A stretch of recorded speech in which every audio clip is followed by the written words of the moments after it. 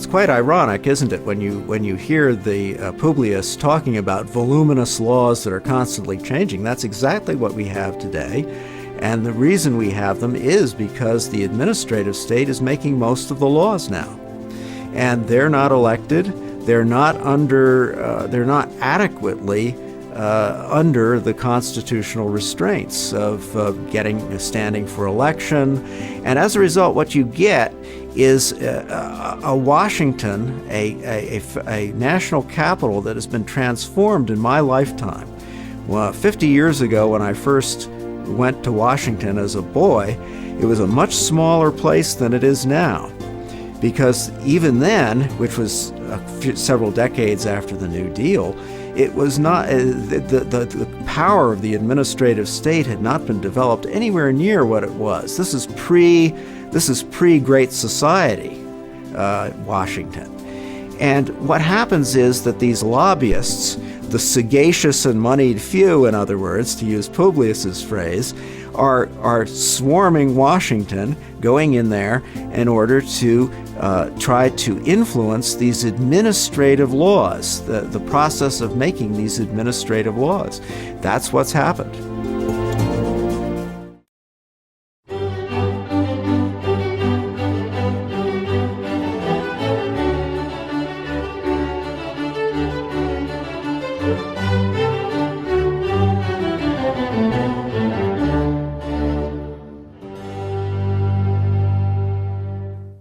Dr. Spaulding has discussed how the framers separated the powers of the national government into three basic ruling functions: lawmaking, carrying out the laws, and judging cases that arise under laws so enacted and so executed.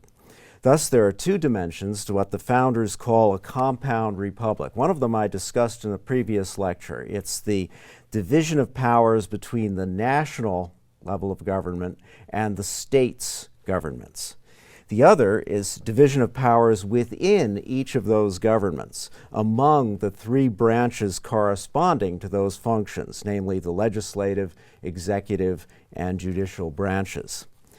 You'll recall the difficulties that the founders had in designing such a government. In the essays for today, Publius reminds us of them. He says, a good government implies two things. First, fidelity to the object of government, which is the happiness of the people. Second, a knowledge of the means by which the object can best be obtained. Some governments, he continues, are deficient in both these qualities. Most governments are deficient in the first, that is, the rulers make no serious effort to secure the happiness of the people. By contrast, the sovereign people of America are quite faithful to the purpose of securing their own self-evident, unalienable rights. But they've been much less successful in devising the means, specifically the governing institutions, that they need to achieve that purpose. The Articles of Confederation government exemplified this failure. Fortunately, the government proposed in the new Constitution is a different story. These essays address the first branch of government, the legislative branch.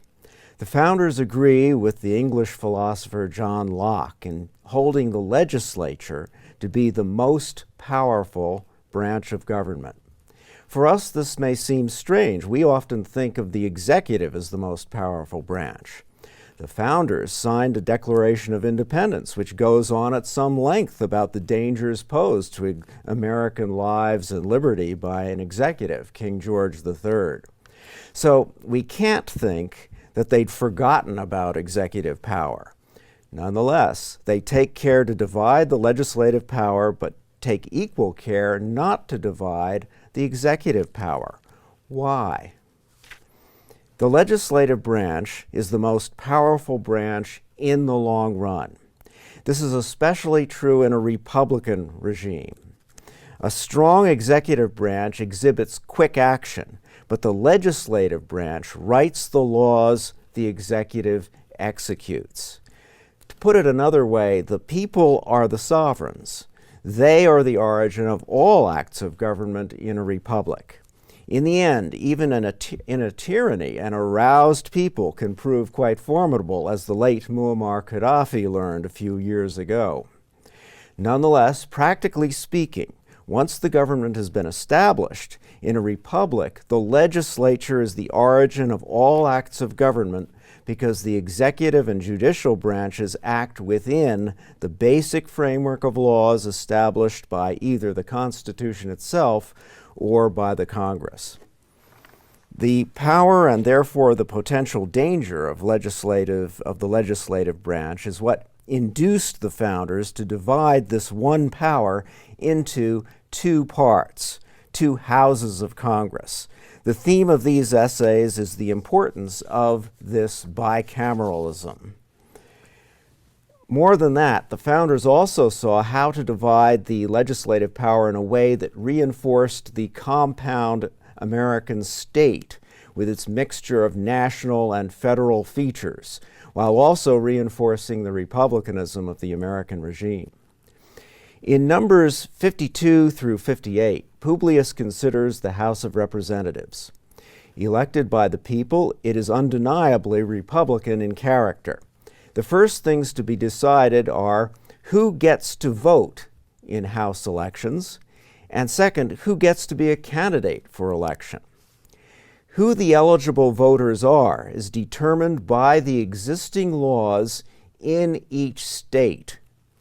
Whatever laws a given state has enacted governing the election of the most numerous, that is to say, the biggest branch of its own state legislature, will also govern the elections to the House of Representatives in the state. What is more, this mode of election in the states cannot be altered in future by the governments of the states. Only by the people of the states. Only they can alter this law by amending their state constitutions.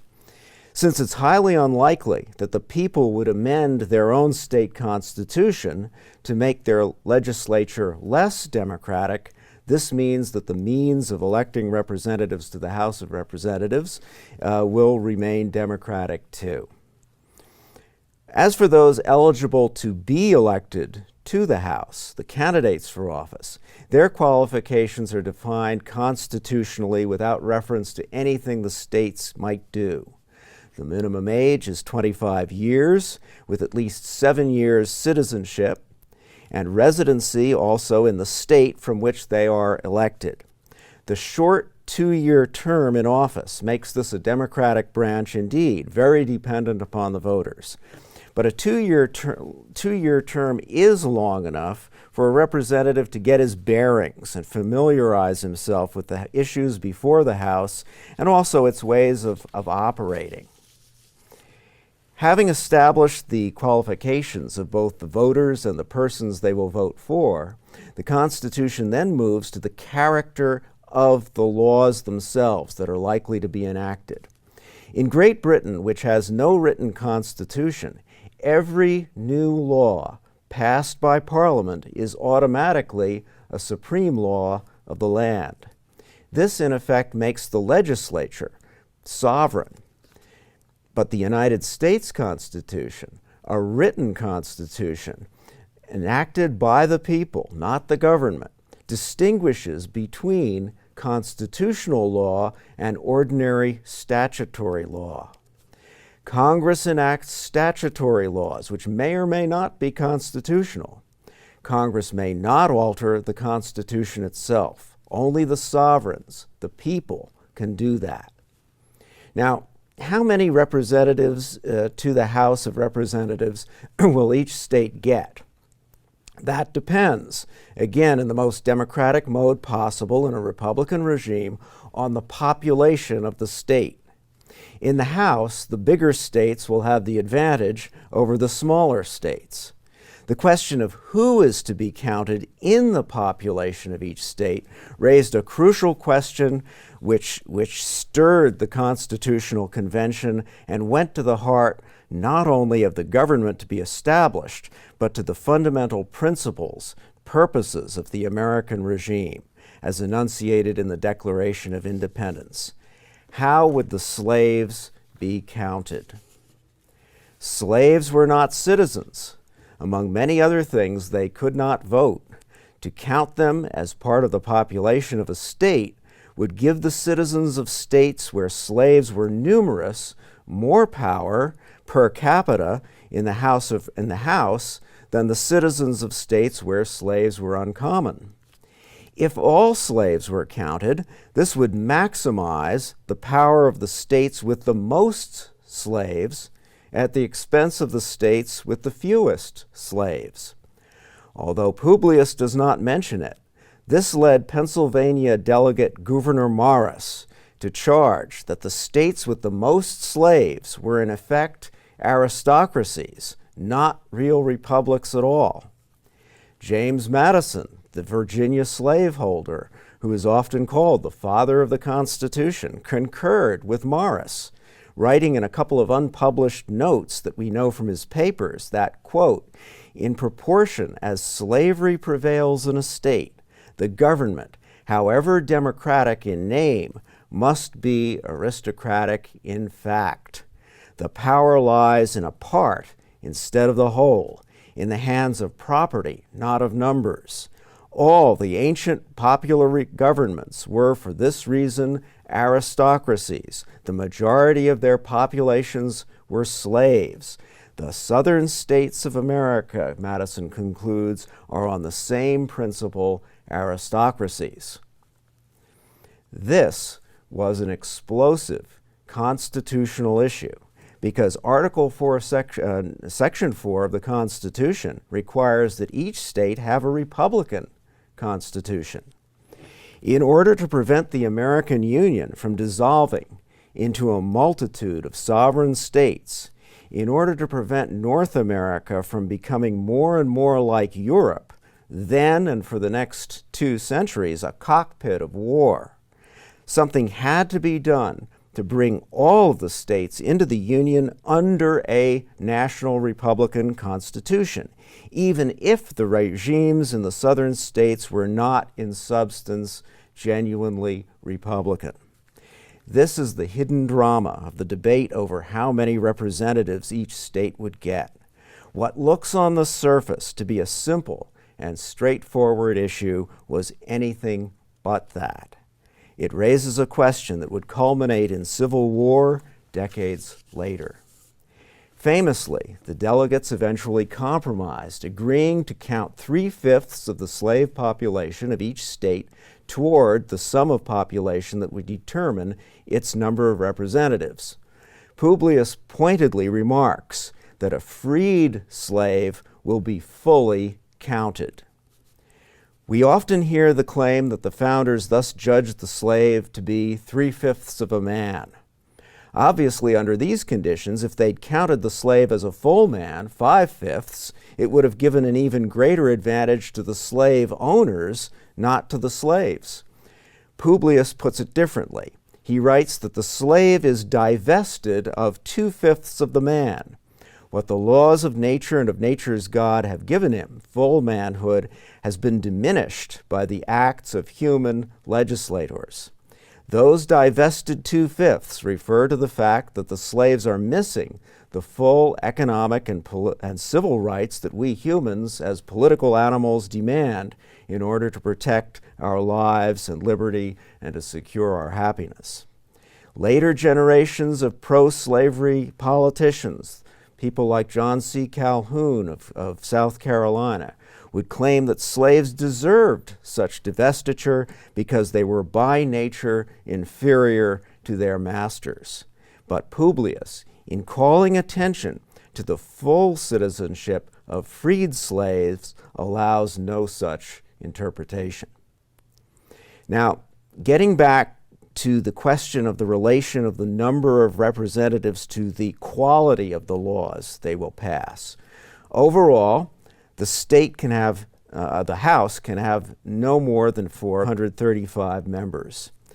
Too many congressmen would make the House just like an ancient democracy, the prey of its own passions and of demagogues who prey upon popular passions. Crowds are irrational, as anyone who goes to a football game or a rock concert knows. Or, as Publius put it, had every Athenian citizen been a Socrates, a philosopher, every Athenian assembly would still have been a mob. Although the 435 number is itself arbitrary, the point is to make the House big enough to represent districts that are small enough so that the voters can know what they need to know about the candidates for office, and also for the candidates to know their own districts. At the same time, this makes the House small enough to permit serious discussion and debate, making it less likely to be vulnerable to demagoguery. Will these rules of election, Publius asks, favor the elevation of the few on the ruins of the many? No. There will be no religious test for either voters or candidates, so the electorate will not be narrowed in that sense, nor will there be any property qualifications. There will be no titled aristocracy in America, and the voters, he says, will be the great body of the people of the United States. Further, the terms of office are short. During that short term, the persons elected are likely to maintain some gratitude both to the voters who elected them and some appreciation for the Republican regime that has honored them. And if not, they will also know that the laws they pass will affect them too. They cannot exempt themselves from their own laws. Quote, "This has always been one of the strongest bonds by which human policy can connect the rulers and the people together. Finally, the vigilant and manly spirit which actuates the people of America will not tolerate many representatives who deviate from their constituents' interests." Even under the Articles of Confederation, Publius observes, the many, the people, have not been ruined, and treasonous behavior has been rare. Publius regards the most important power of the House of Representatives to be the power of the purse. All bills for raising revenues shall originate in the House of Representatives, the Constitution stipulates. This, Publius says, is the most complete and effective weapon with which any constitution can arm the immediate representatives of the people. So, for example, if the president somehow involves the country in a war, the Congress can cut off the funding. He can cut off the funding for anything or fund anything. The co-equal branch of this bicameral legislature, the Senate, turning to it now, differs from the House in terms of qualifications for office, differs in the mode of election, the number of representatives per state, and also the number of representatives overall. All these differences in means point to a difference in purpose, although, of course, both houses share this broad purpose of enacting legislation. If the House is designed for a maximum degree of democracy and to emphasize the national feature of the government, the Senate is designed, if not for aristocracy, then for a more select, a smaller group of legislatures who will register the federal feature of the Constitution. This is because the senators will be elected not by the voters at large, but by the state legislatures. The legislators in the states will obviously appoint those persons they judge to be the most able defenders of what Publius calls the residuary sovereignty of the states, that is, the governmental powers and duties not given to the federal government, for the national government. The senators are to guard against national government encroachments upon the states' lawful powers, against, as Publius puts it, an improper consolidation of the states into one simple republic instead of the compound republic the founders intend. Each state will have 2 senators, which will give the smaller states a means of defending themselves against big state bullying, another feature of the federal aspect of the national government. In addition to defending the integrity of the states within the federal system, The Senate is also designed to give more stability to the legislative process. Not only will senators be older and therefore, it is hoped, better informed and with greater constancy of character, the longer terms in the Senate will enable the Senate to, as a body, to give both foreign policy and domestic lawmaking a firmness it would lack if the senators had the same 2-year terms that the House members have. In foreign policy, Publius writes, every nation whose affairs betray a want of wisdom and stability may calculate on every loss which can be sustained from the more systematic policy of its wiser neighbors. Aristocratic and monarchic regimes have this much to recommend them: the ability to set and carry out long-term strategies. If you're in government for life, you can think long-term, and they do, and that gives them an advantage over our representatives. The Senate will give the American Republican regime at least some of the stability with those 6-year terms that they have. Now, respecting domestic lawmaking, he continues, the internal effects of a changeable policy are still more calamitous. It poisons the blessings of liberty itself. Why? Because, he says, it will be of little avail to the people that the laws are made by men of their own choice, if the laws be so voluminous that they cannot be read, or so incoherent that they cannot be understood, if they be repealed or revised before they are made known to the public, or undergo such incessant changes that no man who knows what the law is today can guess what it will be tomorrow. Such a condition, constantly changing laws, gives, he says, an unreasonable advantage to the sagacious, the enterprising, and the moneyed few over the industrious and uninformed mass of the people. Now, a couple of points should be mentioned about these last few arguments. Notice first that the mass of the people are industrious and uninformed. These two things are connected. An industrious citizen who concentrates energy and attention upon providing for a family and managing the household won't have time to stay informed about every twist and turn of an ever-changing set of laws. That's what we elect our representatives to do. Second, Publius, as usual, is realistic. He knows that the sagacious, enterprising, and moneyed few will always have an advantage over the rest of us. He rather argues that they can be prevented from having an unreasonable advantage if our senators are sufficiently experienced and can monitor and counteract the activities of such sharpsters. And finally, notice that the longer terms the senators enjoy gives republicanism a way of combating the rule of the few, both in foreign policy, by enabling America to set long-term geopolitical strategies against the regimes of the few that are its enemies, and in domestic affairs by fending off the schemes of sagacious oligarchs.